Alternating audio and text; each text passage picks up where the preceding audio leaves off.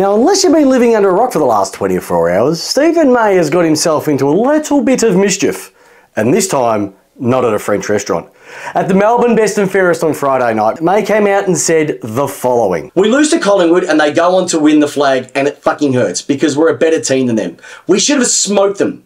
To sit there on grand final day and watch them hoist up the cup and get the medals, I'm sitting there going, geez, our team's so much better than these guys. And you know, he's not exactly wrong. See, Melbourne dominated for over half of football in the qualifying final. They led the inside 50 count, 69-32, but unfortunately were not able to put a winning score on the board. If they'd only converted 2 more of their opportunities, they potentially could have made a prelim and potentially could have won a grand final, but they didn't. And the team that they lost to went on to become the 2023 premiers. And don't get me wrong, Collingwood were the best team all year. I've said that in a previous video. But that's where I think where May's frustrations come from.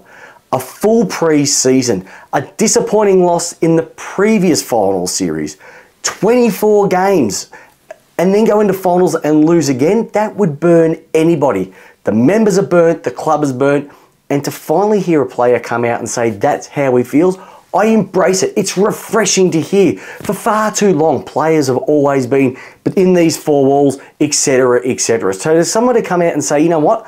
I reckon we would have won that. It's great to hear. Even Jordan Dawson, the captain of the Adelaide Crows, said something similar in a WhatsApp group, saying that they could have beaten Collingwood or Brisbane on their day. And they would have made finals as well if it wasn't for a dodgy goal umpiring decision. But you know what?